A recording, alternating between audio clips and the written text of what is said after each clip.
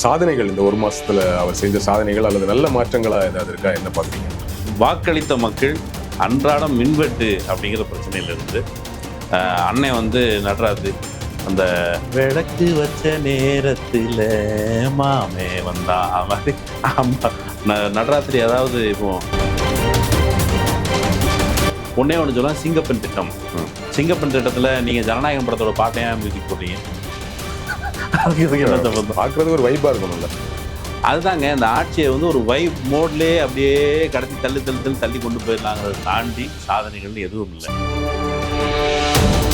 உண்மையாகவே வந்து இதை நம்புறாங்க தாவைக்கு ஆதரவாளர்கள். திமுக இவங்க எல்லாம் பண்ணக்கூடிய ஆள் தான், இவங்க ஹிஸ்டரி அப்படின்னா திமுக எங்க போய் ஃபீஸ் கொடுக்கணும்னு தெரியல, நமக்கு அந்த ஹிஸ்டரி தெரியல. இந்த வெறுப்பு பரப்புரை இருக்குல்ல, தான் செய்த வெறுப்பு பரப்புரைக்கு மாறாக தமிழ்நாடு வளர்ந்துருக்கிறது.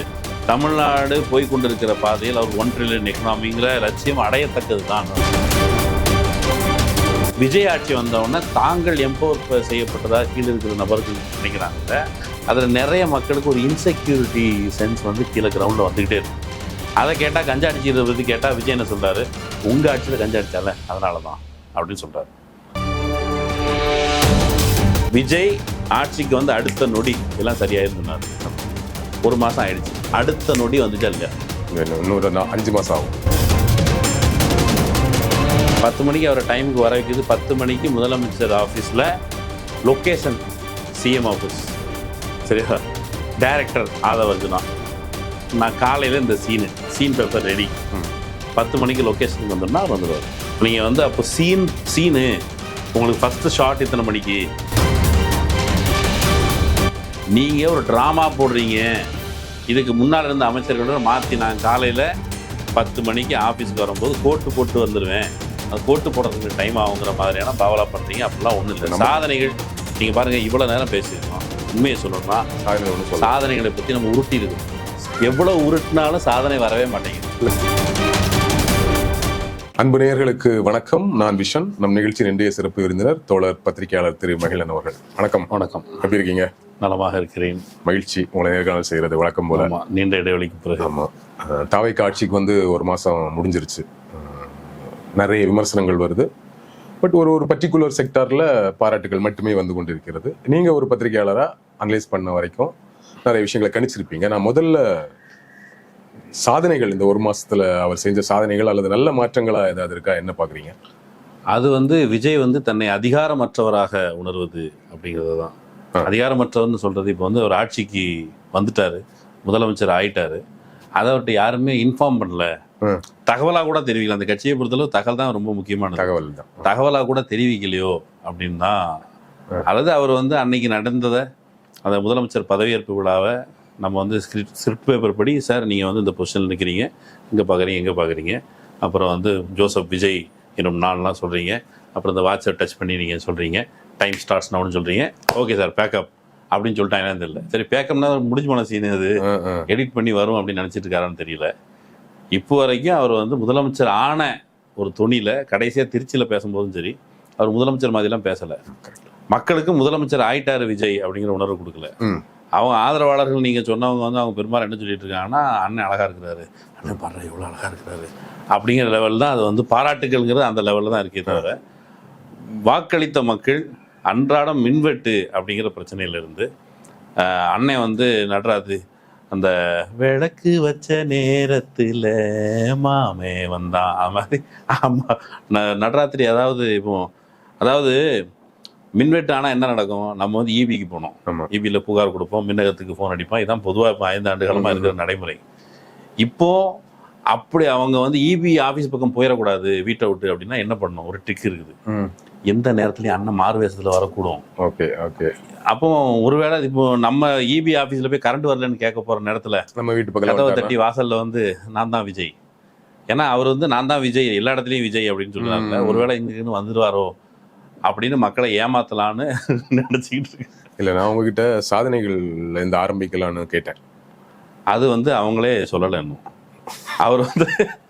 அவர் இப்போ நித்தி ஆயோக் கூட்டத்துக்கு போயிட்டு திமுக ஆட்சியில் நடந்த சாதனைகள் தான் சாதனைகள்னு சொல்லியிருக்காரு. நாங்கள் வந்து ஏதோ பண்ணிட்டோம்னு அவர் இது வரைக்கும் அவரே கிளைம் பண்ணலை. இல்லையா, இப்போ நீங்கள் அவரே கிளைம் பண்ணாத விஷயத்த அவர் மேலே சுமையாக திணிப்பது அப்படிங்கிறது, அது வந்து நீங்கள் 6 மாதம் பொறுத்துருங்க. அப்புறம் ஏதாவது வந்தால் சொல்லாமல் தவிர இப்போ சாதனைகள் என்ன, அவர் பதவியேற்றதுக்கு பிறகு பொதுவாக சொல்லப்படுறது பட்டியல் சாதியை சேர்ந்தவர்களே அமைச்சர்களாகிவிட்டார். அதில் வந்து சிலர் இப்போ வன்னியரசு தோழர் மட்டும்தான் கொஞ்சம் விசிபிளாக போய் கொஞ்சம் சென்சிபிளாக வேலை பார்க்குற மாதிரி தெரியுது தவிர மற்றபடி வேற யாரும் இப்போ ஒரு வீடியோ பார்த்தேன். ஒருத்தர் போயிட்டு அந்த ஹாஸ்பிட்டலில் போய் இன்ஸ்பெக்ஷன் பண்ணுறாரு. ஒரு பேஷண்ட்டை, நீ டாக்டரா ஃபஸ்ட்டு, நீ என்னம்மா எப்படி இருக்கீங்க, நல்லா இருக்கீங்களா, நல்லா கவனிச்சிக்கிறாங்களா, ரைட், வேற ஏதாவது குறை இருக்கா, இந்த அளவில் கேட்கலாம். ஒரு விசிட்டருக்கு நார்மலாக பேஷண்ட்டை விசிட் பண்ணுறவங்களுக்கு என்ன அளவுக்கு பொறுப்பு இருக்கோ அதை தாண்டி அமைச்சர் போய் அதுக்கு மேலே கேட்குறதுக்கு ஒன்றும் இல்லை. நீங்கள் ஒழுங்காக மருந்து வருதான்னு சொல்லி அங்கே போய் கேட்கலாம். ப்ரொக்யூர்மெண்ட்டில் ஏதாவது ஊழல் நடக்குதான்னு பார்க்கலாம். அதை விட்டுட்டு அங்கே போயிட்டு டாக்டர் வந்து நைட் ஷிஃப்ட் வந்துட்டு போயிட்டாரு. அப்போ இப்போ அவர் வீட்டுக்கு போயிட்டாரு. உடனே நர்ஸுக்கிட்ட வந்து அமைச்சர் புகார் கொடுத்தாரு. ஏமா ஒரே டாக்டர் பார்த்தா தான் சரியா இருக்கும், மாற்றி பார்த்துட்டு இருந்தால் கன்ஃபியூஸ் ஆகாதா? அவரோட ஹிஸ்ட்ரி எப்படி நான் தெரிஞ்சுக்கிறேன்? பேஷண்ட்டோட ஹிஸ்ட்ரி அங்கே லோக்கலில் டியூட்டி நர்ஸுக்கிட்ட கேட்டால் கிடைக்கும். சரி, பேஷண்ட்டோட வினு சக்கரவர்த்தி கிட்ட கவுண்டர் பண்ணி வந்து ஒரு மனு வாங்கி கொடுப்பாரு. ஜெய்சங்கர் மனுவை கொடுத்த உடனே வினு சக்கரவர்த்தி வந்து மனு பார்ப்பாரு. பார்த்த உடனே ஆமா அப்படி படிச்சு கிழிச்சுற அப்படிங்கிற மாதிரி நீ பேஷண்ட் ஹிஸ்டரியை தெரிஞ்சு நீங்க என்ன பண்ண போறீங்க? இல்ல அங்க போயிட்டு என்னதான் நைட் ஷிஃப்ட் ஆனாலும் சாயந்தரம் 6 மணிக்கு வரணுங்கிற மாதிரி ஒரு அமைச்சர் இங்க பேசுறாரு. அப்புறம் முறுக்கு சுடுற இடத்துல போயிட்டு முறுக்கு கடையில போயிட்டு முறுக்கு கடையோட எக்ஸ்பைரி டேட் கேட்கறது. இன்னொரு இடத்துல போயிட்டு ஒரு ஹாஸ்பிட்டல் போயிட்டு இதே அந்த சம்மந்தப்பட்ட டாக்டரை வந்து நைட் ஷிஃப்ட் போன டாக்டர் ஏன் பகலில் வரலன்னு கேட்டால் அதே டாக்டர் ஒரு ஹாஸ்பிட்டலில் இருக்க அந்த ஊழியர் வந்து அவர் விளக்கிட்டு இருக்கிறாரு, இதுன்னு விளக்கிட்டு இருக்காரு. அவர் சுற்றி யார்கிட்டயே பேசிட்டு இருக்கான் போல இருக்கு அப்படின்னு சொல்லி சுற்றி பார்த்துட்டு விஜய் ஃபோட்டோ இந்த சைடில் விஜய் ஃபோட்டோ எங்கே வைக்கல, அதுக்கு முன்னால் தலைவனுக்கு வந்து ஒரு ஃபோட்டோ பார்த்துட்டாரு. அந்த ஃபோட்டோ வந்து அவர் MM அப்துல்லா கொடுத்த கேலண்டர். அந்த கேலண்டரை பெரியார் ஃபோட்டோ இருக்குது, அண்ணா ஃபோட்டோ இருக்குது, கலைஞர் ஃபோட்டோ இருக்குது, அதே போல் முன்னாள் முதலமைச்சர் ஸ்டாலினோட ஃபோட்டோ இருக்குது, இப்படி இருக்குது. அங்கே பார்த்தோன்னா ட்ரிகர் ஆகிட்டார். எங்கள் அண்ணன் ஃபோட்டோ எங்க ஹாஸ்பிட்டலில் போயிட்டு அந்த ஃபோட்டோ இருக்குது. சரி, அது நீங்கள் ஆட்சி முடிஞ்சு போச்சு, இது ஏன் வச்சுருக்கீங்கன்னு கேட்கலாம். இவர் முதலமைச்சர் ஃபோட்டோவை இன்னொரு இடத்துல வச்சுருக்கிறாங்க. அங்கே ஏன் இன்னொரு ஃபோட்டோ எங்கே, அது இங்கே வைக்க வேண்டியதானே, இது வைக்கிறது தானே. இந்த மாதிரியான ஒரு சீப் இன்ஸ்பெக்ஷன், இதை தாண்டி எந்த விதமான சாதனைகள் நடப்பதாக ஒரு தோற்றமாயை ஏற்படுத்த இந்த அமைச்சர்களுடைய இன்ஸ்பெக்ஷன் இருக்குல்ல, அதை தாண்டி ஏதாவது இப்போ என்ன விட்டுருங்க. நான் வந்து தாவைக்கா மேலே விமர்சனத்தோடு இருக்கேன். தாவைக்கா ஆதரவாளர்கள் இருக்காங்களே, அவங்களுடைய பேஜ் போய் பாருங்க. ஒன்னே ஒன்று சொல்லலாம், சிங்கப்பெண் திட்டம். சிங்கப்பெண் திட்டத்தில் நீங்கள் ஜனநாயகம் படத்தோட பாட்டையா மியூசிக் போடுறீங்க? அதுக்கு இதுக்கு என்ன சம்பந்தம்? பார்க்குறதுக்கு ஒரு வைப்பாக இருக்கணும்ல. அதுதாங்க, இந்த ஆட்சியை வந்து ஒரு வைப் மோட்லேயே அப்படியே கடத்தி தள்ளி கொண்டு போயிடலாங்கிறத தாண்டி சாதனைகள்னு எதுவும் இல்லை. சரி, இப்போ வந்து செக்ரட்டரியேட்ல ஈவினிங் ஆச்சுன்னா நீங்கள் வந்து வறுத்த முந்திரியும் காஃபியும் ஸ்டார் ரோட்லேருந்து காஃபியும் குடிச்சு கிட்டத்தட்ட பல கோடி ரூபாய் நீங்கள் 5 வருஷத்தில் செலவு பண்ணுறீங்க சார். அதன் நிற்பாட்டி இருக்கும், அது சாதனை இல்லையா? இப்போ வந்து ஏற்கனவே வறுத்து வச்சிருந்த முந்திரி எல்லாம் இருக்குல்ல, கூட்டமாக தாவி உள்ள போய் எல்லாம் தின்னுட்டாங்களான்னு என்னன்னு தெரில. இது ஒரு சாதனையா? ஃபஸ்ட்டு விஜய் வந்து காலையில் 10 மணிக்கு கிளம்பி 5 மணி வரைக்கும் ஆஃபீஸில் இருந்துட்டு போகிறாரு அப்படின்னு ஒரு அச்சீவ்மெண்ட் மாதிரி சொல்கிறாங்க. முன்னாள் முதலமைச்சர்கள் குறித்து பேசும்போது பெரும்பாலும் நிர்வாகத்தை பொறுத்த மட்டில், ஆட்சி தொடர்பான விமர்சனங்கள் பொறுத்த மட்டில் எல்லா பத்திரிகையாளர்களும், தமிழ்நாடு எல்லா பத்திரிகையாளர்களும் ஒப்புக்கொள்வது கலைஞர் குறித்து சொல்லுவாங்க. ஆமாம், காலைல 5 மணிக்கே ஃபோன் அடிப்பார். பத்திரிகையில் வந்திருக்க செய்தி தொடர்பாக அந்த பத்திரிகை ஆஃபீஸுக்கு போட்டுருவோம், பத்திரிகையாளர்கள் ஃபோன் போவோம், படிச்சுட்டு பேசுவார். இப்படி ஏதாவது கேள்விப்பட்டீங்களா? இல்லை. அவர் நின்று நிதானமாக 10 மணிக்கு தான் ஆஃபீஸுக்கு வந்து சேர முடியும்னா அவர் நேராக பனையூர்லேருந்து கிளம்பி வர்ற அந்த டிஸ்டன்ஸு மேபி ஒரு 7 மணி 8 மணி 8 மணி கூட ஆகாது. நீங்கள் 9 மணிக்கு 9:30 கிளம்புனா கூட இப்போ அவருக்கு வந்து டிராஃபிக் எல்லாம் கிளியர் பண்ணி தான் வச்சுருக்கோம். 10 மணிக்கு வந்துட்டு 5 மணிக்கு கிளம்பி போகிறதுனா ஒரு முதலமைச்சர் செயல்படுகிற நேரம் என்ன, அதே க்ளோரிஃபை பண்ணுறாங்க. 10 to 6 ஜாபுக்கு அவர் போயிட்டு இருக்க மாதிரி டிஃபன் பாக்ஸை கொண்டு வந்து அவர் டிஃபன் பாக்ஸில் அவரே சோறு போட்டுனார். இப்போ நீங்கள் ஆஃபீஸில் வேலை பார்த்துருப்பீங்க, நானும் ஆஃபீஸில் வேலை பார்த்துருக்கேன். நம்ம டிஃபன் பாக்ஸை எடுத்துகிட்டு போய் என்ன பண்ணுவோம், ஒரு தட்டு இருக்கு, தட்டில் தட்டி சாப்பிடுவோம். அந்த டிஃபன் பாக்ஸில் கையை விட்டு அப்படி சாப்பிட்ற அளவுக்கு நம்ம கஷ்டப்பட சொல்லி யாரையும் சொல்லலை. அப்படி சில பேர் சாப்பிடுவாங்க, நம்ம சில பேர் ஃப்ளைட்டில் தட்டில் வச்சு சாப்பிட்ருவோம். ஆனால் இவரை வந்து தன்னைத்தானே வருத்தி கொள்கிறார் அப்படிங்கிற ஒரு பிம்பத்தை கொடுக்குறாங்களே ஒழிய. இன்னொன்று எனக்கு ஒரு டவுட், பொதுவாக இப்போ சிஎம் செக்ரட்டரிக்கு எல்லா சிஎம்மும் போவாங்க, அவங்களுக்கு பணிகள் நிறைய இருக்கும், கட்சி பணிகள் இருக்கும், அரசு சார்ந்த ஏகப்பட்ட மீட்டிங்ஸ் இருக்கும், அதிகாரிகள் மீட் பண்ண வேண்டிய எல்லாமே இருக்கும், பல இடங்களுக்கு போக வேண்டியது இருக்கும். 10 to 5 வந்து ஒரு ஆபீஸ்க்குள்ள ஒரு முதலமைச்சர் உட்கார்ந்து இருக்கிறது, நம்ம ஒண்ணு அந்த ஆபீஸ் ஒரு கிளர்க்கோ இல்லைன்னா ஒரு பணியாளர்கள் இல்ல. ஏற்கனவே சொன்னால அவர் தன்னை சிஎம்மா ஃபீல் பண்ணல. அவர் வந்து பகவதி, குட்டி பகவதி தான் அனௌன்ஸ்மெண்ட் நடத்திட்டு இருக்கிறாரு. அவர் வந்து எல்லா விஷயத்தையும் யார் போனால் பாருங்க, அவர் ஆதவர்ஜுனா தான் பார்க்கணும், விஜய் பார்க்க முடியாது. நான் என்ன சொல்கிறேன், முதலமைச்சரை எல்லாரும் பார்க்க முடியாதுங்கிறது ரைட்டு. அவர் இப்போ செஸ் போர்டு விளையாடுற பையனை கூப்பிட்டு அந்த ஃபோர்ஜரி பார்த்தீங்களா, அவன் சொல்லிட்டான் செஸ் போர்டை இவன் எடுத்து வர சொன்னாங்க. ஆனால் அதுக்கு ஒரு வியாக்கியானம், அண்ணன் என்னன்னே தெரில, அண்ணன் வந்து வீட்டில் இருந்து செஸ் போர்டை எடுத்துகிட்டு வந்தாராம், அவர் வச்சாராம். யார் வீட்டில் இருந்து எடுத்துகிட்டு வந்தாரா, அந்த பையன் வீட்டில் எடுத்துகிட்டு வந்தாரா. இது முழுக்க முழுக்க அவரை சுற்றி ஒரு பொய் பிம்பத்தை கட்டி எழுப்புகிற ஒரு வேலை தான் நடக்குது. சாதனைன்னு சொல்லி ஒன்றும் இல்லைங்க. 100 நாள் அப்படின்னு வரும்பொழுது, 100 நாள் அறிவிப்பு அப்படின்னு வரும்பொழுது, திராவிட மாடல்னு அவங்க சொன்னதுக்கு ஏற்ப அனைத்து சாதியினரும் அர்ச்சகராகிற திட்டம் இப்படி ஒன்று அறிவிச்சாங்க. இவங்க சில திட்டங்கள் அறிவிச்சாங்களே. இப்போ அடுத்தால 18ஆம் தேதிக்கு மேலே சட்டமன்ற கூட்டத்தோட தொடங்குது. அதுக்கு பிறகு நாங்கள் வந்து நிறைய புது திட்டங்கள் அறிவிக்க போனோம். இந்த இடைப்பட்ட காலத்தில் அவங்க அறிவித்தது ஒன்று தான், புது திட்டம் என்கிற பெயரில் அவங்க அந்த யூனிஃபார்ம் போட்ட அந்த பெண்களுக்கு எஃப்ஐஆர் போடுற கூட உரிமை கூட கிடையாது. சும்மா ஒரு யூனிஃபார்ம், வேற கலர்ல யூனிஃபார்ம் போட்டு அவங்கள பெண்களை கூப்பிட்டு அவங்க போறதை என்ன வீடியோ எடுத்து ரீல்ஸ்லாம் போடுறாங்க. அவ்வளவுதாங்க. இப்போ அந்த சிங்கப்பெண் திட்டம்லயும் நீங்க எந்த விதமான ஆக்ஷன் எடுக்க முடியாது. அதுல அந்த திட்டத்துல இருக்கிறவங்களே என்ன சொல்றாங்க, பொண்ணுகள் பாதுகாப்பா இருக்குன்னு சொல்றாங்க. அப்ப இந்த சிங்கப்பெண்கிற ஐடியா இருக்குல்ல, அதுவே நிறுத்து போகுது. மற்றபடி எனக்கு தெரிஞ்ச வகையில இப்போ அவர் சிஎம் பத்திரிகையாளர் சந்திக்கிறாங்க விட்டுரும். பொதுவாக எந்த பத்திரிகையிலும் அவங்க சாதனைன்னு சொல்ற மாதிரி ஒன்னே ஒன்று கூட ரிப்போர்ட் பண்ணல. இவர் 10 மணிக்கு வராரு, 5 மணிக்கு போறாரு. அப்புறம் ஆஃபீஸில் இந்த ஃபிங்கர் வைக்கிறது வச்சிருக்கிறாங்கிறத தாண்டி எல்லாரும் 9 மணிக்கு வந்துடணும். தமிழ்நாட்டு மக்கள் வாயில விரல் வச்சுட்டு உட்காந்துருக்குறாங்க. ஏன்னா அறிவுறுத்தல் அது இருக்குது, 6 மாசம் வரைக்கும் யாரும் விமர்சிக்க கூடாது. இப்போ அடுத்தால ஒரு பரப்புரை பயணம் மேற்கொள்ள இருக்கிறாங்களாம். ஓகே, கரண்ட் எல்லாம் கட்டாச்சுன்னு சொன்னா அங்கே போயிட்டு 6 மாசம் டைம் கொடுங்க, 6 மாசம் டைம் கொடுங்க. எந்த பிரச்சனையா இருந்தாலும், இப்போ ஸ்ரீவைகுண்டத்தில் அந்த கூட்டு பாலியல் வன்கொடுமை, அது கூட்டு போயிட்டு ஏதோ கலந்து கொடுத்து, அது சொந்த கட்சி புள்ள, அது வரைக்கும் எல்லாருக்குமே 6 மாசம் டைம் கொடுக்கறது தான். இப்போ சேலம்ல ஒரு பெரிய இஷ்யூ, தாவை நிர்வாகி ஒருத்தர் கிட்டத்தட்ட 50 பெண்களுக்கு பாலியல், எங்க முன்னாடியே அண்ணன் கூட போட்டோ எடுக்கிறதுன்னு சொல்லி இதே மாதிரி பஞ்சாயத்து பண்ணியிருக்கிறாங்க. இப்போ அண்ணனுங்கிற பிம்பத்தை வைத்துக்கொண்டு இப்படியெல்லாம் முறைகேடுகள் நடக்கும்போது, அண்ணனுக்கு ஒருவேளை தன்னுடைய பிம்பத்தை பற்றியேனும் கவலை இருந்தால், என்னுடைய பெயரை, புகைப்படத்தை பயன்படுத்தி கொண்டு இப்படியான முறைகேடுகள் ஈடுபடக்கூடாது. முன்னாடி என்ன சொன்னார் அவரு, ஆட்சிக்கு வர்றதுக்கு முன்னாடி, இந்த கட்சிக்காரனே இருந்தாலும் கடுமையான நடவடிக்கை எடுக்கப்படும் கேட்டா அப்படின்னு சொன்னாரு. ஆனா இப்ப ஆட்சிக்கு வந்ததுக்கு பிறகு அப்படி எந்த நடவடிக்கையும் நேரடியாக எடுத்த பாடில்லை. அப்படிங்கிறப்போ சாதனைன்னு சொல்றது, இப்போ அங்க நித்தி ஆயோக் கூட்டத்துல போயிட்டு கிட்டத்தட்ட கடந்த ஆட்சிகள் என்ன சொல்லுச்சோ அதையே திரும்ப ஒப்பிச்சுட்டு வந்திருக்கிறாரு. எப்படி ஒப்பிச்சுட்டு வந்திருக்கிறாரு? ஒண்ணும் இல்ல, அதிகாரிகள் எழுதி கொடுத்த அந்த கொள்கை ரீதியான பாலிசிஸ், சில கோரிக்கைகள், சாதனைகளை பட்டியலிட்டு சில கோரிக்கைகளை வச்சிருக்கிறாரு. என்ன கோரிக்கை? அதான் வழக்கமா கடந்த ஆட்சியில் என்ன சொல்லியிருக்கிறாங்களோ அதே தான், கல்வி நிதி கொடுக்கணும், கல்வி நிதி கொடுக்கணும். நான் என்ன சொல்றேன், கேட்பது உங்களுடைய உரிமை, கொடுப்பது அவங்களுடைய கடமை. அந்த வார்த்தையும் அது இல்ல, அது இல்ல, அது முன்னாடி, அது ஆட்சி வர்றதுக்கு முன்னாடி. ஆமா, நீ அங்க எப்படி எழுதிக்க வேண்டியதான், கேட்பது, கொடுப்பது உங்கள் உரிமை, உங்கள் கடமை, கொடுப்பது அவருடைய கடமை, கேட்பது எங்கள் உரிமை, துடிக்கிறது புஜம் அப்படி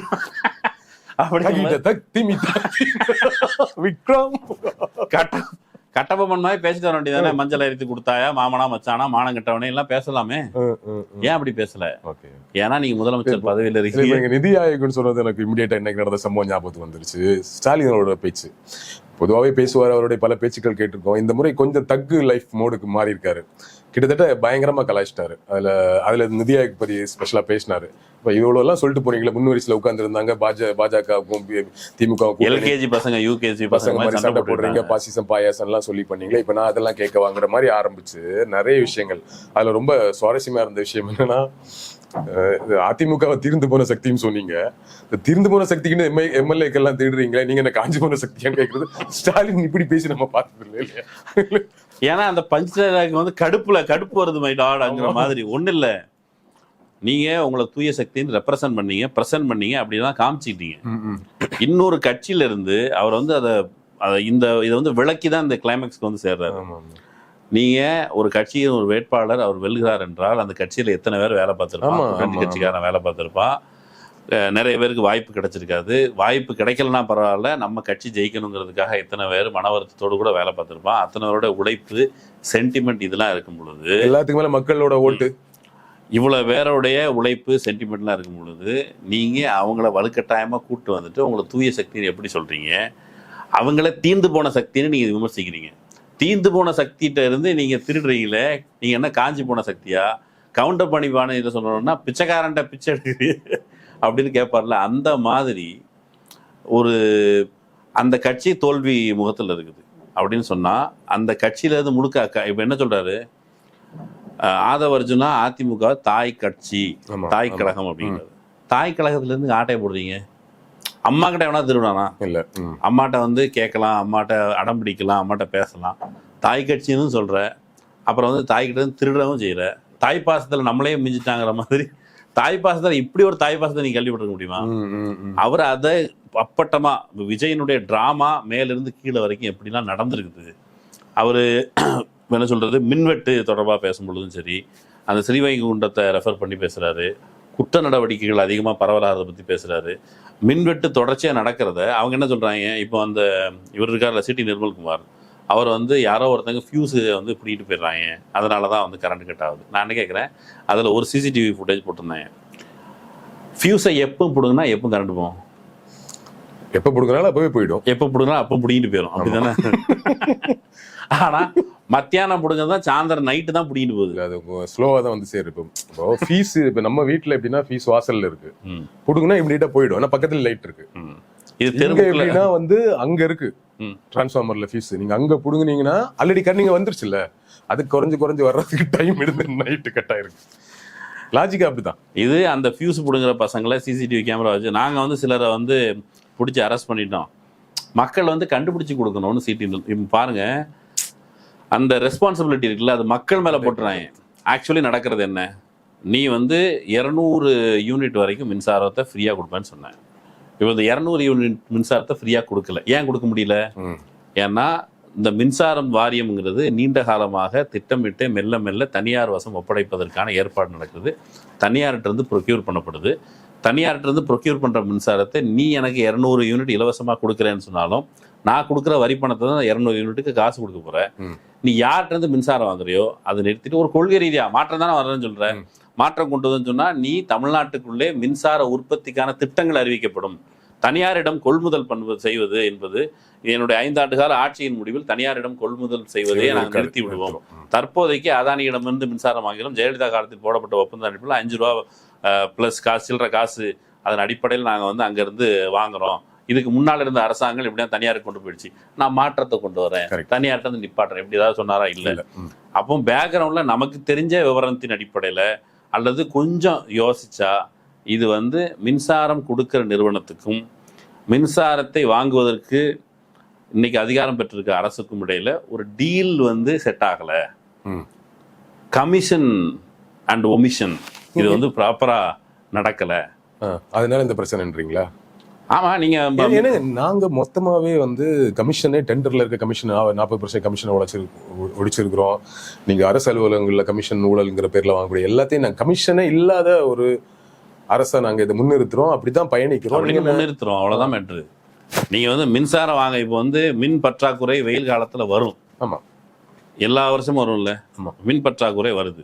நீ ஒரு நாள் 2 நாள் பரவாயில்ல, நடராத்திரி எல்லாம் மக்கள் வந்து எப்படி புலம்புறாங்கன்னா, எப்பா உனக்கு உன்னை நம்பி ஓட்டு போட்டோமே, திமுக வேணான்னு நினைச்சோம், உனக்கு ஓட்டு போட்டாச்சு, ஓட்டு போட்ட எங்க வீட்டுல ஏன்பா நீ வந்து விளக்கறி விட மாட்டேங்கிற, எங்க வீட்டுல ஏன் விளக்க ஆஃப் பண்ணி விட்டு போறேன்னு மக்கள் கேட்கறாங்க. அவங்க என்ன கேட்டாலும் இல்ல இல்ல. இப்போ இபி ஆஃபீஸில் ஒருத்தர் சாதாரண விளக்கி இருக்கிறாரு, இபி ஆஃபீஸில் போய் கேட்டால் கரண்ட்டை சரி பண்ண போயிருக்கிறாங்க ஊழியர்கள் அப்படின்னு சொல்கிறேன். அவன் எங்கே போய் சரி பண்ண போயிருக்கான்னு கேட்டால் அதை சொல்ல மாட்டேங்காங்க. யாரை கேட்டாலும் இப்போ வந்து யாராவது இந்த சமீபத்தில் ஒரு ட்ரோல் மீம் மாதிரி பண்ணியிருந்தாங்க.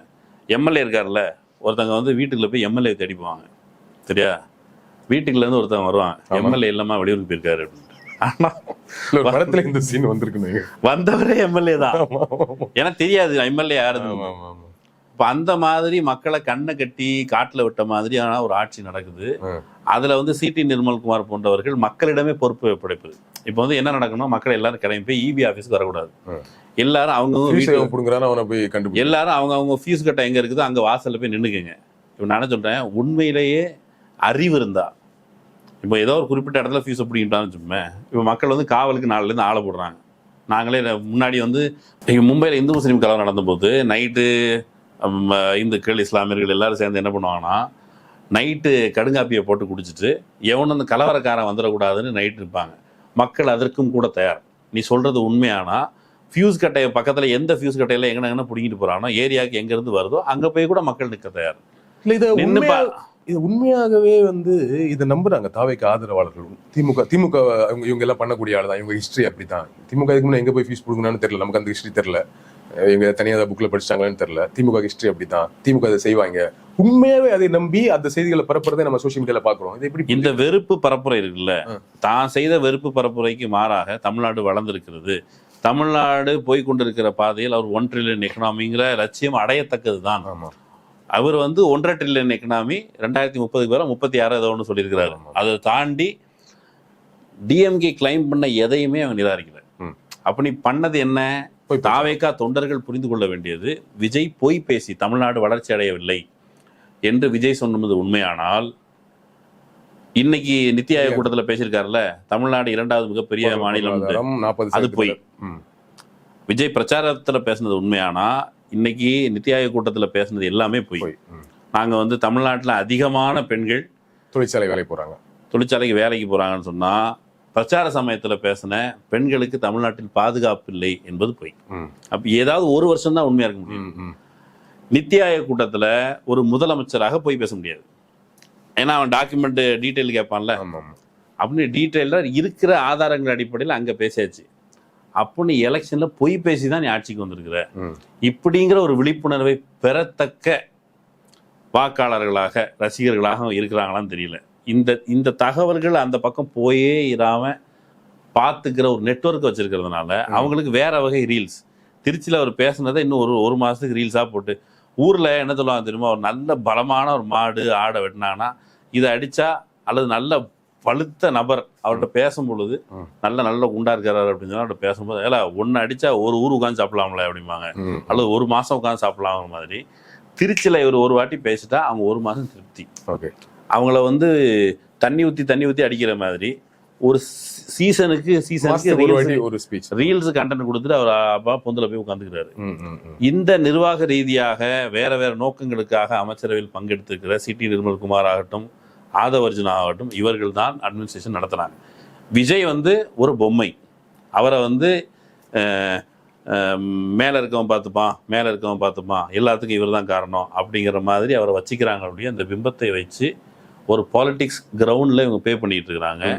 இந்த அமைச்சர்கள் மட்டும் இல்லை. இப்போ அன்னைக்கு ஒரு பத்திரிகையாளர் சந்திக்கும் போது சொன்னார், ஈசிஆருக்கு ஒரு போலீஸ்காரர் ரவுண்ட்ஸுக்கு போயிருக்காரு. ரவுண்ட்ஸுக்கு போகும்போது இவர் வந்து கேட்டிருக்காரு, தம்பி என்ன தம்பிங்களான்னு இருக்கீங்கன்னு கேட்டால், அவங்க அந்த தாவேக்கா தொண்டு போட்டுருக்காங்க. நாங்கள் தாவேக்காங்க எங்கள் ஏரியா. அப்படியா, எங்கெல்லாம் நிற்கக்கூடாது தம்பி. ஆமாம், நீங்கள் யாருன்னு இவங்க கேட்டிருக்காங்க. நைட்டு மிட் நைட்ல நின்றுருக்காங்க. அவர் இவங்க எந்த ஏரியா கிட்ட இவங்க திருப்பி கேட்டிருக்காங்க. சொல்லணும்ல, ஒரு குடிமகனுக்கு இந்த உரிமை இல்லையா? பாருங்க, எம்பவர் பண்ணிருக்கேன். தம்பி நான் இந்த ஏரியா தான்பா, போலீஸ் டிசின்னு இருக்கேன். ஓ அப்படியா, என்ன டிசியா போய்க்கு போனோம். என்ன பிரச்சனை, ஏன் எங்களை இன்னைக்கு கூடாதுன்னு சொல்றீங்க? இல்லை தம்பி, சட்டம் ஒழுங்கு பிரச்சனை தானே, அதெல்லாம் பார்த்துக்க தான் நாங்கள் வந்திருக்கோம், நீங்கள் போங்க அப்படின்னு போயிருக்கேன்.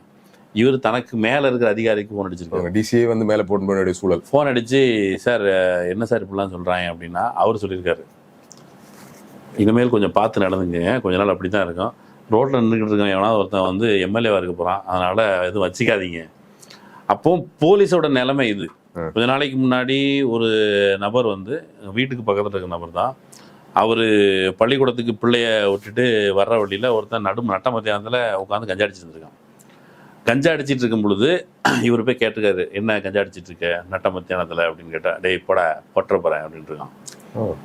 அவர் 2 குழந்தைக்கு தாப்பேன், அவன் சின்ன பையன், அவர் வீட்டு பக்கத்தில் இல்லை, கேகே நகரில் ஸ்கூல் பக்கத்தில். ஓகே, அப்போ ஆஃபீஸில் ஒரு பயம் வரும்ல. சொன்ன உடனே அவர் போய் போலீஸ் ஸ்டேஷனில் கம்ப்ளைண்ட் கொடுத்துருக்காரு. போலீஸ் ஸ்டேஷனில் கம்ப்ளைண்ட் கொடுத்தா போலீஸ் ஸ்டேஷனில் இருந்து உங்களுக்கு இதுக்கு தேவையில்லாத வேலை அப்படின்னு சொல்லிட்டு போலீஸ் ஸ்டேஷனில் புகார் எடுக்க மாட்டேன்ருக்கேன். இல்லை நான் கொடுக்கணும்னு சொல்லிட்டு இவர் கொஞ்சம் நாம் தமிழர் கட்சி ஆதரவாளர் புகார் கொடுத்துட்டாரு. புகார் கொடுத்தா இவர் வீட்டுக்கு வந்து சேர்றதுக்குள்ள போலீஸ் ஸ்டேஷனுக்காரங்க, போலீஸ் ஸ்டேஷனில் இவர் வீட்டுக்கு வந்து சேர்றாரு. அந்த கஞ்சா அடிச்சிருந்தா அவன் அடிச்சிருக்கான். சாயந்தரத்துக்குள்ள போலீஸ் சாயந்தரத்துக்குள்ள நீ புகாரை வாபஸ் மகனை வீடு வந்து அடிப்பேன் இருக்கான். இது 2வது இன்சிடென்ட்.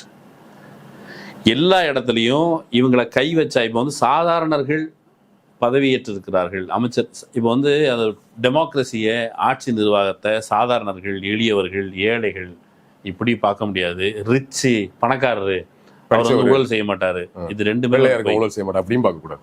பணக்காரன் திருட மாட்டான் அப்படிங்கிறதுக்கு இந்தியாவில் ஒரு அந்த அந்த கூற்றுக்கு மிகப்பெரிய எதிரான ஒரு வாதம்னு சொன்னா அது அதானி அம்பானி தான். இந்தியாவில் மிகப்பெரிய பணக்காரர்கள். அவன் திருட மாட்டானா? அதானி திருடுவான், அம்பானி திருடுறான். இவங்க ரெண்டு பேரும் இந்த நாட்டையே கொள்ளடிச்சிட்டு இருக்காங்க. மோடியின் துணையோட இந்த நாட்டையே கொள்ளடிக்கிற அதானி அம்பானி தான் இந்தியாவிலே மிகப்பெரிய பணக்காரர்.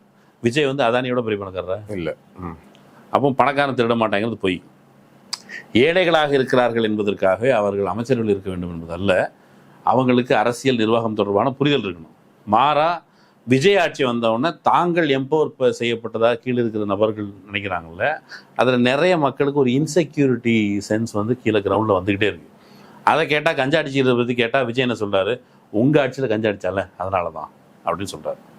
இப்போ நான் கேட்குறேன், போதை பற்றி உங்களுக்கு ஏதாவது ஒரு அறிமுகமாவது இருக்கும், தெரியும், அல்லது போதை அடித்தவன பார்க்கவாது.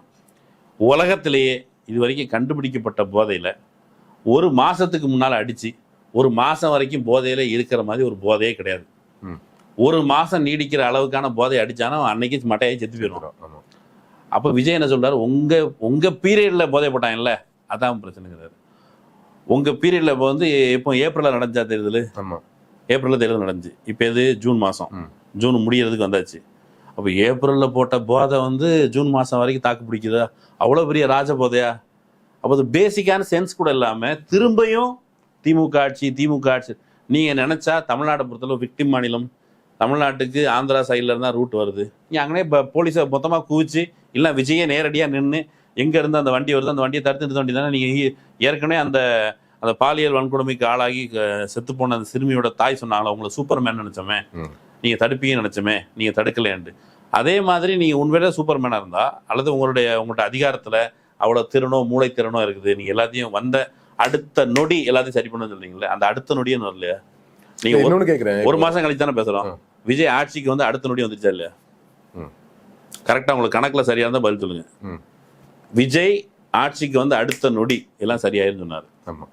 ஒரு மாதம் ஆயிடுச்சு, அடுத்த நொடி வந்துச்சா இல்லையா? இன்னொரு 5 மாதம் ஆகும். அந்த அடுத்த நொடிக்கு தான் இந்தியாவே தமிழ்நாடே காத்துட்டு இருக்கு. இல்லை இப்போ அவங்களோட செயல்பாடுகளில் பெரிய சுணக்கம் இருக்கு, அது எல்லாத்தையும் நான் ஒத்துக்கிறேன். அந்த விமர்சனத்தோடயே கேட்குறேன், எப்படி ஒரு பிரச்சனை இருக்கும். நான் ரொம்ப பெரிய அரசியல் அறிமுகம் இல்லாத ஒரு கல அரசியலோ இல்லைன்னா நிர்வாக அரசியலோ அறிமுகம் இல்லாத என்ன வெங்காயத்துக்கு ஆட்சிக்கு வரணும் அதான் கேட்டேன். நான் இந்த விமர்சனத்தெல்லாம் புரிஞ்சுக்கிட்டே நான் கேட்குறேன். ஸோ புதியவங்க வந்திருக்கிறாங்க, நம்ம சில விஷயங்களை அட்ஜஸ்ட் பண்ண தயாரெல்லாம் இருக்குங்கிறது ஓகே. ஆனால் அது ஒரு ப்ராசஸ்ல இருக்கும். நான் ஒரு நியூ கமர், ஆனால் நான் ஒரு எக்ஸ்பீரியன்ஸ் ஒரு அக்யூட் பர்சன் ஆகிறதுக்கான ப்ராசஸ்ல இருக்கிறது உங்களுக்கு தெரியும் இல்லையா? இல்லை பரவாயில்ல, நமக்கு தெரியும், நம்ம ஆஃபீஸ் வரவங்க பரவாயில்ல, நல்லா கற்றுக்கிறான், சொல்றதை கேட்குறான், வேலை செய்யறான் அப்படின்னு சொல்லும்போது நல்லா வந்துருவான் அப்படிங்கிறது நமக்கு தோணும். அந்த ப்ராசஸ் ரொம்ப முக்கியமாக பார்க்குறேன். இங்கே அந்த ப்ராசஸ்ல இருக்கிறாங்களா அப்படிங்கிற கேள்வி தான் எனக்கு பயமா இருக்கு. மற்றபடி இந்த பிரச்சனையெல்லாம் விமர்சனம் பண்ணிட்டு சரி பரவாயில்ல, கொஞ்சம் சில விஷயங்கள் நல்ல அறிகுறிகள் தெரியுது, சரியாயிடும் அப்படிங்கிற ஒரு தன்மை உங்களுக்கு வெளிப்படுதா? இல்லை அப்படி எதுவுமே தென்படலை. நீங்கள் அந்த ப்ராசஸ்னா என்ன? இப்போ வந்து அந்த குறிப்பிட்ட துறை சார்ந்த அதிகாரிகளிடமிருந்து சுணக்கம் ஏற்படுறதுக்கு எந்த நியாயமுமே இல்லை. முதல்ல நீங்கள் அந்த அதிகாரிகள், அந்த குறிப்பிட்ட துறை சார்ந்த அதிகாரிகளை, இப்போ வந்து சந்தானம் ஒரு படத்தில் அவர் இந்த இப்படி சுத்துவார் தெரியுமா, கலகலப்பு, அதில் வந்து இதே திமிங்கலம் இந்த மூட்டையை தூக்கி அங்கே போடும், நீர் தூக்கி இங்கே போடுங்கிற மாதிரி அதிகாரிகள் மாற்றக்கூடாது.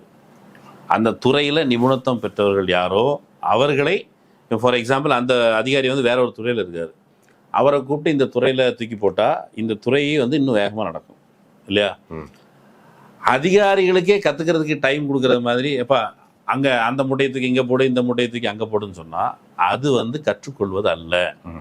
ஏற்கனவே சீனியராக இருக்க அதிகாரிகள் எல்லோரும் அவர்கள் திமுக ஆட்சி செய்த பொழுது அவர்கள் அதிகாரத்தில் வெவ்வேறு இடத்துல இருந்திருந்தாலும் அவங்ககிட்ட முதல்ல டிஸ்கஸ் பண்ணி இது என்ன பண்ண போகிறோம் அப்படின்னு முடிவெடுத்து you have that breathing space in the mercy of the bureaucrats. அந்த மெர்சி அப்போ தான் இருக்கும். நீங்கள் மெல்ல மெல்ல அதுக்கான டைம் எடுத்துக்கிறதுக்கு அதிகாரிகளை பார்த்து ரைட் அல்லது உங்கள் கூட இருக்கவங்க என்ன பண்ணுறாங்கன்னு கேட்டால், போன ஆட்சியில் எந்த அதிகாரிகள்லாம் தனக்கு டார்ச்சர் பண்ணாங்களோ அல்லது தங்களுக்கு ஃபேவர் பண்ணலையோ இவங்களை தூக்கி இப்படி கலைச்சி போடு அப்படிங்கிற மாதிரியான வேலை தான் நடக்குது. அது கற்றுக்கொள்கிற ப்ராசஸில். இப்போ ஜெயலலிதா அம்மையாரை வந்து பியூரோக்ரஸி எப்படி பயன்படுத்தி கொண்டாருன்னா, பியூரோக்ரஸி சொன்னதை அவர் வந்து அந்த அம்மா ஏற்று நடந்துக்குச்சு. இப்போ எம்ஜிஆரை குறித்து நான் அன்னைக்கு சொன்னேன்ல, அந்த பவரை பற்றி டிஸ்கஷன் எம்ஜிஆர் பண்ணாருன்னு படிச்சுக்க தெரியும். பவாச்சலத்துறை சொன்னார், சொல்லியிருப்பாரு. ஆமாம், அதாவது பவரை பற்றி பேசும்போது எம்ஜிஆர் வந்து என்கிட்ட ரொம்ப பவர் இருக்குது அப்படின்னு சொன்னார். அந்த மாதிரி ஆட்டிடியூட்ல திரும்ப விஜய் வந்து தன்னை அணுகுகிறார். அரசியல் நிர்வாகம் என்பது என்ன, நீங்கள் கற்றுக்கங்க. நான் என்ன சொல்கிறேன், இப்போ சினிமாவில் நண்பர் ஒருத்தர், அவருக்கு வந்து சினிமா டைரக்டர் ஆகணும்னு ஆசை. அவரோட ஒரு டைரக்டரை போய் கேட்டிருக்காரு. அப்போ டைரக்டர் என்ன சொன்னாராம், நிறைய ஆழ்ந்த வாசிப்பு வேணும்பா, நீ திரைத்துறையை தேர்ந்தெடுத்துன்னா ஆழ்ந்த வாசிப்பு வேணும், பல்வேறு துறை சார்ந்த அனுபவம் வேணும் அப்படின்னு சொன்னால் நிறைய வாசி. தமிழில் வந்த உலகத்தரமான தேர்ந்த இலக்கியங்கள் உண்டு. மிஷ்கின் அவர் ஒரு நபர் தேர்ந்த இலக்கியங்கள் உண்டு. மிஷ்கின் வாசிக்க சொல்லுவாருன்னா கேள்விப்படலை, சொல்லுவார் 100. ஏன்னா கொஞ்ச நாளைக்கு முன்னாடி வந்து உதவி இயக்குநர்கள் வந்து வாசிக்கவே மாட்டேங்காங்க அப்படின்னு அவங்க முட்டாள்கள்னு சொல்லியிருந்தாரு. உதவி இயக்குநர்கள் திங்கிறதுக்கு சோறத்துக்கே அவங்க அடைய வேண்டியது இருக்கும், அதை விட்டுருவோம். அப்போ அந்த நண்பர் என்ன பண்ணாரு, அவர் வந்து இந்த 100 நாவல்கள் எடுத்துக்கொண்டு ஊருக்கு போயிட்டார். ஊருக்கு போயிட்டு உட்காந்து படிச்சுட்டு அதுக்கப்புறம் தான் திரும்ப சென்னை வந்தார். நீங்கள் ஆட்சி நிர்வாகத்தை கற்றுக்கணும் அப்படின்னு நீங்கள் ஆசைப்படுறீங்கன்னா நாங்களும் ஆசீர்வதிக்கிறோம். ஒரு 2 மாதம் லீவ் எடுத்துகிட்டு போங்க. எவனுக்காவது உங்கள் கட்சியில் ஆட்சி நிர்வாகத்தை பற்றி தெரிஞ்சிருக்கும்ல, அவங்க ஆட்சி செய்யட்டும். திமுக ஆட்சி செய்ய வேண்டாம், அது நீங்கள் லீவ் எடுத்துட்டு போய் பண்ண வேண்டிய இல்லைங்க, இருந்தே கற்றுக்கலாம், இருந்தே செயல்படலாம் இல்லையா? லீவ் எதுக்கு எடுக்கணும்? ஐயா, நீங்கள் ஒரு ஆஃபீஸில் வேலை பார்க்குறீங்க, மினிமம் எவ்வளோ நேரம் வேலை பார்க்கணும்? மினிமம் 8 hours பார்க்கணும். 8 hours பார்க்கணும். அது ஒரு அஃபிஷியலாக இப்போ இருக்கிற ஒரு கோடு. சரியா? 9 hours பார்க்குறோம். சரி, அது 12 மணி நேரம் கூட பார்க்கணும்னு வச்சோமே. ஒரு போலீஸுக்கு எவ்வளோ நேரம் ஒர்க்கிங் டியூட்டி டைம்? அவங்களுக்கு டைமிங்லாம் இல்லை. கலெக்டருக்கு கால் நேரம்லாம் கிடையாது. ஜட்ஜிக்கு ஓகே, ஒரு கோர்ட் டைமிங் ஒன்று இருக்கு. கோர்ட் டைமிங் போய் பார்ப்பாங்க. ஆமாம். சரி, முதலமைச்சருக்கு அவங்களுக்கெல்லாம் காலை 24 hours ஒர்க்கிங் தான். நீங்கள் 10 to 5 உட்காந்து ஆஃபீஸில் உட்காந்துருக்கீங்க, மீதி நேரம் வீட்டில் போய் உட்காந்து அதிகாரத்தை பற்றி படிச்சுக்கிங்க. அதான் நான் சொல்ல, ஓவர் டைம் பாருங்க, லீவ் எடுக்க வேணாம்ல. ஓவர் டைம் பாருங்க, கற்றுக்குங்க. கற்றுக்கிட்டா இந்த லட்சணங்கள் எதுவும் வெளிப்படாது. இல்லை, எனக்கு ஒரு டவுட், இவர் நிஜமா 10 o'clock வராரு, ஓகே, சினிமாலே ரொம்ப பங்க்சுவலானால அதை நம்ம புரிஞ்சுக்கிறோம். இதுவும் சினிமா தான் நடந்துட்டு இருக்குது. 5 o'clock ஷார்ப்பா கிளம்புறாரா? சினிமாலே நம்ம கிளம்புறே ரொம்ப பங்க்சுவலா இருப்பாருன்னு கேள்விப்படும். 6 மணி என்ன விட்டுறாங்க, ரொம்ப பங்க்சுவலா இருப்பாரு. ஒன்றும் இல்லைங்க, என்ன சொல்லி கூப்பிட்டுருக்க வாய்ப்பு இருக்குதுன்னா, அண்ணே 10 மணிக்கு நீங்கள் காலையில் வந்து சொல்கிற லாங்குவேஜ் இருக்குது. 10 மணிக்கு அவரை டைமுக்கு வர வைக்கிறது. 10 மணிக்கு முதலமைச்சர் ஆஃபீஸில் லொக்கேஷன் சிஎம் ஆஃபீஸ், சரியா? டைரக்டர் ஆதவர்ஜுனா, நான் காலையில் இந்த சீன் பேப்பர் ரெடி, 10 மணிக்கு லொக்கேஷனுக்கு வந்துடனா அவர் வந்துடுவார். நீங்கள் வந்து அப்போ சீனு உங்களுக்கு ஃபஸ்ட்டு ஷார்ட் இத்தனை மணிக்கு அப்படின்னு சொல்றதுனால அவர் 10 மணிக்கு, இன்னொரு விஷயம், கடைசி ஷார்ட் வந்து 5 மணிக்கு முடிஞ்சிடும். 5 மணி ஷார்ப்பா கிளம்பவும் செஞ்சிடறாரு டெய்லி. அப்படிதான் அவங்க சொல்றாங்க. நம்ம எனக்கு இவர் 10 மணி ஷார்ப்பா வந்துடுறாரு ஒன்னு கட்டமைக்கிறாங்கல்ல. நம்ம அதுல புரிஞ்சுக்க வேண்டிய விஷயம், அப்ப வேற சீஃப் மினிஸ்டர் எல்லாம் வீட்டுல தூங்கிட்டு இருக்க மாதிரி இவங்க ஒரு ஃபீல் கொடுக்க நினைக்கிறாங்க. 4 மணி 5 மணிக்கு எந்திரிச்சிட்டே வேலை பாக்குறவங்க தான் இங்க இருக்க சிஎம் எல்லாருமே. இது வரைக்கும் எல்லா சிஎம் அப்படித்தான் இல்ல. விடிய காலம் எந்திரிச்சு அவங்க கட்சி பணிகள் ஆரம்பிச்சிருவாங்க, அரசியல் பணி. சில நேரம் அந்த அணைக்கட்டெல்லாம் திறக்கும் போது தூங்கிட்டு இருந்த சிஎம் நம்ம பார்த்துருக்கோம். அது ஓகே, அது ஓகேவா? எத்தனை பேர் என் வீட்டுல சேர்த்து புத்தகம்லாம் அழிஞ்சு போச்சு. அது திறக்க விட்டு தூங்குனது, புரியுதா? திறந்து விட்டுருப்பா, நைட் ஆயிடுச்சு, நீ திறந்து காலைல பாத்துக்கலாம் தூங்குறது. நைட்டு தூங்கணும் இல்லையா, ஒரு 4 மணி நேரம் அது தூங்குறது. நீங்க அதை இப்ப திறக்கிறதா வேணாமான்னு சொல்லி அதிகாரிகள் வாசல்ல காத்து கிடந்து அந்த அம்மையார் தூங்கிட்டு இருந்தது வந்து தமிழ்நாடு பார்த்துருக்குது. அதை பார்த்துருக்குறோம். நாங்க இங்கதான் இருந்தேன் நான். அப்போ நான் சொல்ல வர்றது, காலையில மிக வேகமாக எந்திரிச்சு அவங்க வந்து தன்னுடைய முதலமைச்சர் பணியை ஆரம்பிச்சிடும். கட்சி தலைவராக இருப்பாங்க, கட்சியோட பணிகள்லாம் அவங்க ரொம்ப சீக்கிரமாவே ஆரம்பிச்சிருவாங்க. கலைஞராக இருக்கலாம், ஸ்டாலினா இருக்கலாம். பின் தூங்கி முன்னெடுவாள் பத்தினி அப்படின்னு சொல்லுவாங்கல்ல, ஆமா, அதை விட்டுருவோம். அது வந்து அந்த ஒழுங்கு நம்ம சொல்லல. அப்படி அது யாருக்கும் இருக்க வேண்டிய தேவையில்லை. யாருமே பின்னாடி தூக்கி முன்னாடி வைக்கிற அளவுக்கு கஷ்டப்பட தேவையில்லை. ஆனா முதலமைச்சர்னு சொன்னா அவர் அப்படிதான் இருக்கும். சரிதான், அப்படித்தானே இருக்கு. அப்படி இருக்கும்போது ஏதோ இவர் தான் முதல் முறையா டெய்லி கால் ஆபீஸ் சீக்கிரம் வந்துடுற மாதிரி ஒரு ஃபீல் கொடுக்குறாங்க. அதுக்கு தான் நீங்க சொன்னீங்கல்ல, கலைஞர் ஒரு 4 மணிக்கே வேலை, பேப்பர்லாம் வீட்டுக்கு வர்றதுக்கு முன்னாடி அவர் பேப்பர் படிச்சு. சாதாரண குடிமக்கள் என்னத்தை இவங்க வந்து, சாதாரண குடிமக்களில் பெரும்பானோர் அவங்க வந்து தங்களுடைய ஆஃபீஸுக்கு டைம் தான் போய் ஆகணும். அவங்க எப்படிட்டு போறாங்க, விஜய்க்கு மாதிரி டிராஃபிக்லாம் கிளியர் பண்ணி வச்சு போகல. அவங்க காலையில் இப்போ 10 மணிக்கு ஆஃபீஸ் போகணுன்னா ஒவ்வொருத்தரும் 1 மணி நேரம், 1.5 மணி நேரம், 2 மணி நேரம் ட்ராவல் பண்ணி தன்னோட ஆஃபீஸுக்கு கரெக்ட் டைமுக்கு போகிறாங்க. 10 மணிக்கு ஆஃபீஸ் போகிறது 8 மணிக்கு வீட்டை விட்டு கிளம்புறாங்க. ஸோ அதனால் கரெக்ட் டைமுக்கு ஆஃபீஸ்க்கு வரதெல்லாம் பெரிய சாதனை இல்லை. அதை சாதனை பட்டியலில் இப்போ வந்து சேர்க்க முடியாது. ஒரு 5 வருஷம் கழிச்சு சாதனை நம்பர் 1 10 மணிக்கு ஆஃபீஸ்க்கு வந்ததுன்னு சேர்த்துட்டீங்கன்னா இல்ல இன்னொன்னு, ஒரு முதலமைச்சர் காலைல 10 மணி ஷார்ப் ஆபீஸ் வர்றது அவர் கிளர்க்கு கிடையாது, அந்த ஊழியர் கிடையாது. அவர் காலைல 4 மணிக்கு அவர் வேலையை ஆரம்பிச்சிடணும் இல்லையா? வேலையை ஆரம்பிச்சு அங்க வெளியே இருக்க வேலைகளை முடிச்சுட்டு நடுவில் ஆபீஸ்க்கு வந்துட்டு திருப்பி வெளியே, அதுதானே வேலை. முதல்ல ஆஃபீஸ்க்கு வர்றதே தேவையில்லைங்க. உங்க வேலை இப்போ வந்து சட்டமன்றத்தில் நீங்க வந்து பேசுறீங்க, மற்ற நாளில் உங்க அலுவல்கள் நடவடிக்கைகளை நீங்க வெவ்வேறு இடத்துல இருந்தபடியே பண்ணலாம். தினமும் காலைல ஆஃபீஸுக்கு வந்து நீங்கள் ஆஃபீஸுக்கு வந்தால் தான் அதிகாரிகள் ஆஃபீஸ் வருவான்னு கிடையாது. எல்லா டைமும் அங்கேயே ஆஃபீஸில் 10 மணிக்கு வந்து டிஃபன் சாப்பிடணும்னு யாருமே கூப்பிடலை. நீங்கள் ஒரு ட்ராமா போடுறீங்க. இதுக்கு முன்னால் இருந்த அமைச்சர்களோட மாற்றி நான் காலையில் 10 மணிக்கு ஆஃபீஸுக்கு வரும்போது கோட்டு போட்டு வந்துடுவேன், அது கோட்டு போடுறதுக்கு டைம் ஆகுங்கிற மாதிரியான பாவலா பண்ணுறீங்க. அப்படிலாம் ஒன்றும் இல்லை. சாதனைகள் நீங்கள் பாருங்கள், இவ்வளோ நேரம் பேசியிருக்கோம். உண்மையை சொல்லணும்னா சாதனைகளை பற்றி நம்ம உருட்டி இருக்கிறோம். எவ்வளவு உருட்டினாலும் சாதனை வரவே மாட்டேங்குது. இல்ல இன்னொன்னு சொல்லணும், சிஎம் விட்டுருங்க, நம்ம ஒரு மினிஸ்டர்ஸ்லாம் இருக்காங்க, எக்ஸ் மினிஸ்டர்ஸ், அது அதிமுக திமுக இருக்கலாம், காலையில 6 மணி 100 பேர் வீட்டுல இருப்பாங்க, வீட்டு வெளியே. ஆமா, அவங்க 6 மணிக்கு சந்திக்க ஆரம்பிப்பாங்க. அதனால அந்த நேரங்கள்ல காலைல 6 to 7 நான் அந்த 8 வரைக்கும் அவங்க மக்களை பார்ப்பேன். 8ல இருந்து 9 மணி ஒரு சின்ன கேப் கிடையாது. அப்போ ஒரு இன்டர்வியூ எடுத்துடலாம்பாங்க. அப்போ இன்டர்வியூ எடுக்க முடியாது. நான் பல நேரங்கள் அங்க போய் வெயிட் பண்ணிட்டு திருப்பி இல்ல தம்பி செகண்ட்ல வந்து எடுத்துறேன் சொல்லி திருப்பி செகண்ட்ல போய் எடுத்துட்டு வருவேன். நம்ம அவங்க உழைப்புகள் எல்லாம் தாவேக்காவோட கூட்டணியில் இருக்கிற தொடர் திருமாவளவன், நான் ஒரு நாள் நைட் 2 மணிக்கு நான் அவரை பார்க்க போனேன். 2 மணிக்கு மக்களை செஞ்சுட்டு. ஆமா ஆமா, வேலை சரியா காலையில். ஆமா, காலையில 5:30க்கு அங்க போயிட்டேன். அப்போ அவ வாசல்ல ஆள் இருக்கு. ஆமா ஆமா, அவரை குளிக்க விட மாட்டேங்காங்க, அவரை வந்து துணி மாத்த விட மாட்டேங்காங்க, எப்பவுமே கூட்டம் இருக்கு. ஆமா, அப்போ நீங்க வந்து மக்களுக்கு டெடிக்கேட்டடா ஃபுல் டைமா, நீ அரசியலுங்கிறது பார்ட் டைம் என்ன சொல்றேன்னா 10 மணி வந்து 10 to 6ங்கிறது ஃபுல் டைம் இல்ல. ஃபுல் டைம் 24 hours நீங்க அவைலபிளா இருக்கிறது தான் ஃபுல் டைம். அதனால இந்த 10 to 5 6 எல்லாம் நீ உருட்டாதீங்க அப்படிங்கறத சொல்ல வரீங்க, கரெக்டா? ஆமா ஆமா, ஏன்னா அது 24 மணி நேரம் பணி. 10 மணி நீங்க வரலன்னா கூட தேவையில்ல, நாங்க பணியை உங்க ஈஸியா கட்சியில உங்க வீட்டுல இருந்து 4 மணிக்கு ஆரம்பிச்சிடணும் இல்லையா? அதானே சொல்ல வர்றது. ஆமா, காலைல 5 மணிக்கு சிஎம் இருந்துச்சாரு. இப்போ வந்து நான் என்ன சொல்றேன், இவரு போய் பார்த்துட்டு வந்தார்ல மோடி, அவர் வந்து ஒரு நாளைக்கு 2 மணி நேரம் 3 மணி நேரம் அரை மணி நேரம் கூட தூங்குறாராம். அப்படிலாம் அவங்க புருடா விட்டுருக்காங்க அங்க. அவர் வந்து நாட்டுக்காக, எதுக்கு நாட்டுக்காக தூங்காம இருக்க நீ? நாட்டுக்காக சீக்கிரம் எந்திரிச்சு என்ன நடக்குது? நான் என்ன சொல்றேன், அவர் வந்து 11 மணி வரைக்கும் கூட வச்சு தூங்கணும். காலை 5 மணி எதுவும் அவசியம் கிடையாது. நீங்கள் உங்கள் நிர்வாகத்தில் சரியான ஆட்களை நியமித்து விட்டு அது முறையாக நடப்பதை உறுதி செய்து கொண்டு நீங்கள் 24 hours கூட தூங்க யாரும் கேட்க மாட்டாங்க. நிர்வாகம் விஜய் இருக்கிறார் என்பது தெரிந்து கொண்டு இவங்க ஏதாவது நம்ம தவறிட்டோம்னா அவர் வந்து உறுதியாக நடவடிக்கை எடுப்பார் அப்படின்னு இருந்தாலே அது போதும். தலைமைக்கு அதுதான். இப்போ ராஜா வந்து நகர்வனம் வர்ற மாதிரி மாதம் மும்மாரி மழை பொழிகிறதான்னு அமைச்சர்கள் வந்து கேட்காத மாதிரி, ஸ்ரீராமச்சந்திரர் வந்து தெருவா போயிட்டு தோபி கேட்லாம் அவருடைய மனைவி வந்து தீ குளிக்க சொன்னார்லாம் சொன்னாங்களே, அப்படியும் கேட்க வேண்டாம். நீங்கள் ஒரு முதலமைச்சராக உட்காந்துருக்கீங்க, உங்களுக்கு கீழே வேலை பார்க்கறதுக்கு ஒரு பெரிய அரசியந்திரமே இருக்குது. இவ்வளோ அதிகாரிகளை அவங்கள படிச்சுட்டு வேலைக்கு வந்துருக்குறாங்க. அவங்க எல்லாத்தையும் ப்ராப்பராக பராமரித்தாலே போதும். நல்ல மேய்ப்பனாக இருங்க அப்படிங்கிறது தான் நம்முடைய கரெக்ட். நேராக களத்துக்கு வந்து ஆஃபீஸுக்கு வர்றது இல்லை, ஏன்னா அது ஒரு முக்கியமான ஏரியா. அது ஒரு பயங்கரமாக ப்ரொஜெக்ட் பண்ணப்படுது. அந்த ப்ரொஜெக்ஷனில் என்ன ஆகுதுன்னா, ஏற்கனவே இந்த சிஎம்லாம் இப்படி இல்லையோ, அவங்கள வீட்டை தூங்கிட்டு இருந்தவங்களை வேலை செய்யுங்கிற மாதிரி ஒரு பிம்பத்தை கட்டமைக்க வரும். தன்னை வீராதி வீரனாக சித்தரித்தார் விஜய்.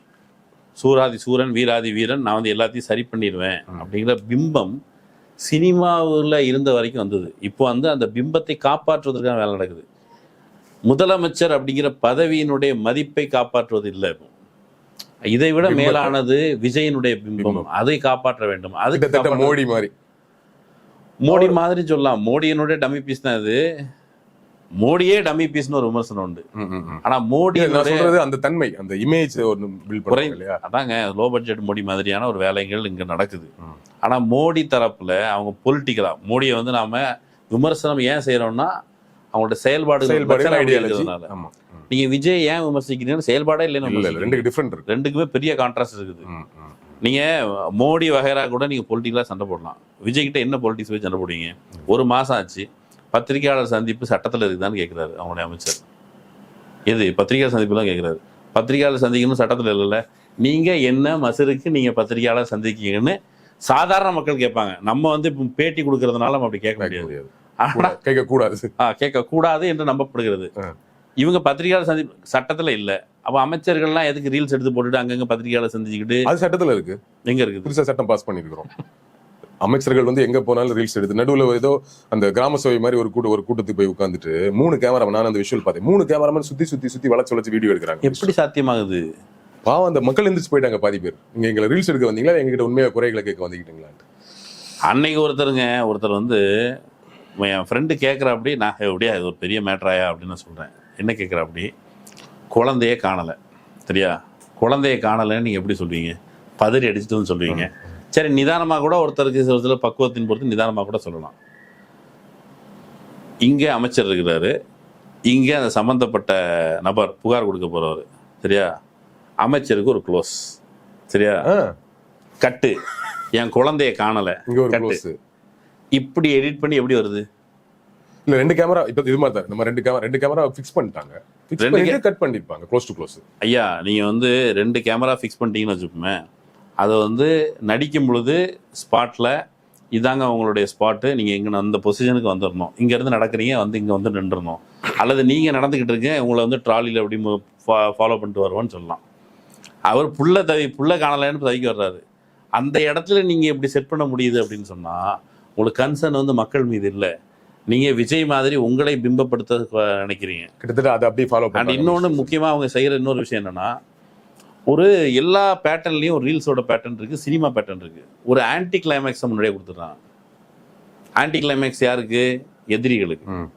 எப்படி ஆன்டி கிளைமேக்ஸ்னா, கீர்த்தனா வந்து வெளிநாட்டுக்கு சொல்லாம கொள்ளாம போயிட்டாங்க, அது முதல் நாள் ஆன்டி கிளைமேக்ஸ். எதிர்கட்சிக்காரங்க எல்லாரும் சேர்ந்து தும்முன்னு வடிவேல் ஒரு படத்துல மாட்டிக்கிட்டு கும்பல மாட்டிடுவார், போட்டு அடிப்பாங்க, சரியா? மறுநாள் வடிவேல் ரிலீஸ், எல்லாரும் அடிச்சுக்கிட்டு இருப்பாங்க, கீழே கூடி பூந்து வடிவேல் வெளியே வந்துடுவார், தெரியுமா? அதே மாதிரி மறுநாள் கீர்த்தனா வெளிநாட்டுக்கு சென்றார்னு பத்திரிகைகளை மெயின் ஸ்ட்ரீம் சேனலில் வந்துடுது. இது யாருக்கு? பார்த்தீங்களா, கேன பசங்க இவன் வந்து கீர்த்தனாவை அடிச்சுக்கிட்டு இருந்தாங்க, ஆனால் பாருங்க அந்த அம்மா வந்து உண்மையிலே அலுவல் ரீதியான பயணத்துக்கு அங்கே சென்று இருக்கிறாங்க. இப்போ இந்த பக்கம் ஃபேன்ஸுக்கு ஒரு ஆன்டி கிளைமேக்ஸ், ஒரு வில்லன், ஒரு ஹீரோ, கிளைமேக்ஸ் சுபம். ஆமாம், இதுக்கு பழக்கப்படுத்திக்கிட்டே இருக்கிறாங்க அன்றாடம். அப்போ இந்த பக்கம் வைக்கிற விமர்சனம் எல்லாத்திற்கும் இந்த பக்கம் ஒரு கவுண்டரான நரேஷன் அங்கே இருந்திருக்கும். ஒருவேளை அந்த ரீல்ஸை நம்ம பார்க்க தவற விட்டோமோ அப்படிங்கிறது மட்டும்தான் மக்களுடைய பரிதவிப்பா இருக்குது. புரியுது. இந்த விமர்சனத்தை கன்சிடர் பண்ண வேண்டாம், ஏன்னா இதுக்கப்புறம் அண்ணன் ஒன்று சூப்பராக செய்வார், கவுண்டர் வரும், கிளைமேக்ஸ் வேற மாதிரி அப்படிங்கிறத பழக்கிறாங்க. அப்போ விமர்சனமே, அந்த விமர்சனத்தை தரமோ விமர்சனத்தோட இம்பார்ட்டன்ஸோ மக்கள் மத்தியில் எடுபடாமல் போகிறதுக்கு மக்களை பழக்கிறாங்க. ஓவரால் 5 வருஷங்கிறது ஒரு மூவி அப்படின்னு வச்சுக்கிட்டா, ஸ்க்ரீன் பிளேல சொல்லுவாங்க, ஒரு நல்ல ஸ்க்ரீன் பிளே அப்படி என்பது ஒரு சீனோட துவக்கமும் முடிவும் இருக்கு, ரொம்ப அற்புதமா இருக்கணும். ஒரு சீனோட முடிவு அடுத்த சீனோட துவக்கமா இருக்கணும்லாம் சொல்லுவாங்கல்ல, அந்த மாதிரி ஒரு அற்புதமான பிளான் பண்ணி பண்றாங்கன்னு நினைக்கிறேன். எல்லாமே ஸ்க்ரீன் பிளே தான். உங்களுக்கு வந்து என்ன சொல்றது, உங்களை தாகம் எடுக்க வைக்கிறது, தண்ணி கொடுக்கறது, தண்ணி கொடுக்கறது. இந்த பரிதவிப்புக்கு முதல்ல ஒரு ப்ராசஸ் படுத்தா, கொஞ்ச நாள் கழிச்சு உங்களுக்கு என்ன வரும்னா, கான்ஃபிடண்டா இருங்க அப்படின்னு சொல்றாருல்ல, அந்த கான்ஃபிடண்டா இருங்கிறது என்னன்னா, உங்களுக்கு கரண்ட் போச்சா கான்ஃபிடண்டா இருங்க, இங்க வன்கொடுமைகள் நடக்கிறா கான்ஃபிடண்டா இருங்க, போலீஸ்காரன் வந்து போனா கம்ப்ளைண்ட் எடுக்க மாட்டேங்கானா கான்ஃபிடண்டா இருங்க, ஒரு நாள் அந்த மீட்பர் வருவார், பரலோக ராஜ்யம் காத்திருக்கிறது அப்படிங்கிறத நோக்கி நீங்கள் எதை குறித்து கவலைப்படாதீங்க, அண்ணன் இருக்கிறார், எதை குறித்து கவலைப்படாதீங்க, அண்ணன் இருக்கிறார், எதை கொடுத்து கவலைப்படாதீங்க, புரட்சி தலைவர் இருக்கிறாருன்னு 10 வருஷம் எம்ஜிஆர் ஆட்சியில் ஏமாத்தினாங்க. எதை குறித்து கவலைப்படாதீங்க, விஜய் இருக்கிறார் அப்படிங்கிறத நோக்கி நகர்த்துறதுக்கு இல்லை. இப்போ முந்தைய திமுக ஆட்சி ஒப்பீட்டளவில் அவங்க கொண்டு வந்த மக்கள் நல திட்டங்களில் பெட்டராக தான் இருந்தது. அதையே கூட இன்றைய தலைமுறை, நீ இந்த நலத்திட்டங்கள்லாம் கொண்டு வந்திருக்கலாம், ஆனால் எங்களுடைய வாழ்க்கை இந்த நலத்திட்டங்களை பெறுகிற இடத்துல தான் இருக்குதா, எங்களுக்கு இம்மீடியட்டான ரிலீஃப் எங்க, எங்களுக்கு வேலை உத்தரவாதம் எங்க, இதுக்கெல்லாம் தீர்வு இந்த சிஸ்டத்துக்குள்ளே நீங்கள் எதுவும் கொடுக்கலையே, ரிசர்வேஷன் வாங்கி கொடுத்தேன்னு சொன்னீங்க, ரைட்டு, 69 விழுக்காடு இடஒதுக்கீடு இருக்குன்னு சொன்னீங்க, இந்த 69 விழுக்காடு இடஒதுக்கீட்டை அனுபவிக்கிறதுக்கான ஸ்பேஸ் எங்கே இருக்குது? எல்லாமே தனியாட்ட போயிட்டு இருக்குது. வேலை வாய்ப்புகளில் எங்களுக்கு இடஒதுக்கீடே இல்லை. கொஞ்சோண்டு கிடைக்கிற, நான் இடஒதுக்கீட்டில் படிச்சுட்டேன், படின்னு சொல்லிங்க, ரைட்டு, கடந்த ஆட்சி முழுக்க படின்னு சொல்லிட்டு இருந்துச்சு. ஆனால் மக்கள்கிட்ட ஒரு அடிஷ்னலாக இருக்குது, படிச்சிருவோம், ரைட்டு, வேலை யார் கொடுப்பா? வேலை முழுக்க தனியார்கிட்ட இருக்குது. அப்போ வேலைக்கு தன்னுடைய வாழ்நாளில் முழுக்க அவன் கஷ்டப்பட்டுக்கிட்டே இருக்கிறவன், அப்போ ஏதோ இடஒதுக்கீடுனாங்க, சோசியல் ஜஸ்டிஸ்னாங்க, எனக்கு வந்து சேரலையே அப்படிங்கிற ஏக்கம் வருது. அவன் இவர் தீப்பாரு அப்படின்னு நினச்சி வந்திருக்கிறான். அவருக்கு இந்த பாலிசிஸ் பற்றியே தெரியாது. ஆனால் அப்போ அப்படி இருக்கிறவங்கள விஜய் நம்பி வந்தாச்சுல, நம்பினார் கைவிடப்படுவதில்லை என்பதைப் போல தொடர்ச்சியாக நேற்று ஒரு நம்பிக்கை, இன்னைக்கு ஒரு நம்பிக்கை, நாளைக்கு ஒரு நம்பிக்கை, தொடர்ச்சியாக ஒரு மூட நம்பிக்கை மாதிரி விதைக்கப்பட்டுக்கிட்டே இருக்குது. பரவாயில்ல, நம்ம 2வது மாச ஆட்சி முடிவில் ஒரு இன்டர்வியூ எடுப்பேன். அப்போ கண்டிப்பாக நீங்கள் சொல்வதற்கு நிறைய சாதனைகள் இருக்கும். நீங்கள் வணக்கம் நன்றியை மட்டும் அன்னைக்கு புது சட்டை போட்டு வேற சட்டையில் எடுத்துட்டு இதே இன்டர்வியூ மட்டும் எடிட் பண்ணி வச்சாலும் அதுதான் இருக்கும். ஓகே, இல்லை ஆனால் நான் சொல்கிறேன் 2வது மாதம் முடிவில் நம்ம பேசுவோம். நீங்கள் நிறைய பேசுறதுக்கு கண்டிப்பாக சாதனைகள் இருக்கும். கான்ஃபிடண்டாக 10 மாதம் கழிச்சு பிறக்கிறதுக்கு குழந்தை இல்லைங்க, இது பிறக்காதுங்க. நிறைய விஷயங்களை எடுத்து முன் வச்சிங்க. நமக்கு ஒன்றும் கோபங்கள்லாம் ஒன்றும் கிடையாது. ஆட்சியை பார்த்து தான் இப்படிலாம் நடக்குதுங்கிற கோபம் தான் இருக்கும். இது சரியாச்சுன்னா சந்தோஷம் தான். வாழ்த்து ரெடியாக இருக்கிறோம், காத்திருப்போம். நன்றி, வாழ்த்துக்கள்.